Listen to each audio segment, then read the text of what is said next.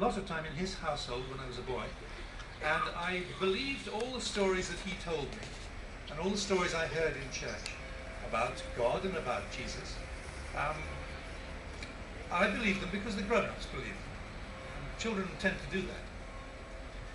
When later on in my teens I lost the ability to believe that there was a God and that Jesus was his son, I didn't tell my grandfather about this. We came to an understanding.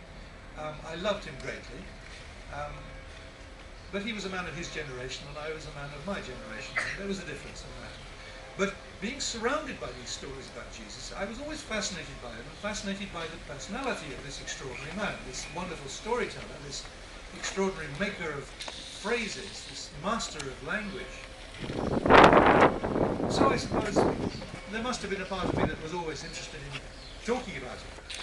But when in 2002 or 3, the National Theatre in London put on a production of His Dark Materials and a very good adaptation for the stage, the Archbishop of Canterbury happened to go and see it one day, and he was spotted, he was spied, he was seen by some school children in the audience who went up to him in the interval.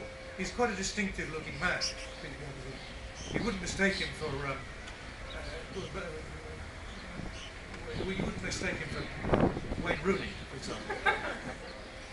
But some children went up to him and said, "Archbishop, why are you here? This isn't a Christian play. We're surprised to see you here." And he said, "Well, I'm enjoying it. It's quite interesting." Anyway, word of this conversation got back to Nicholas Heitner, the director of the National Theatre, and he thought it would be interesting to have me and the Archbishop on the stage talking to each other about religion, among other things. So we had that conversation, and it was very interesting. But in the course of it, the Archbishop said to me, "Look, you've written about organised religion in His Dark Materials, and it's clear you don't approve of it, but why didn't you mention Jesus?" And I had to say, well, I don't know. I left him out. I wasn't ready to deal with him then. But I will deal with him in a future book, I promise.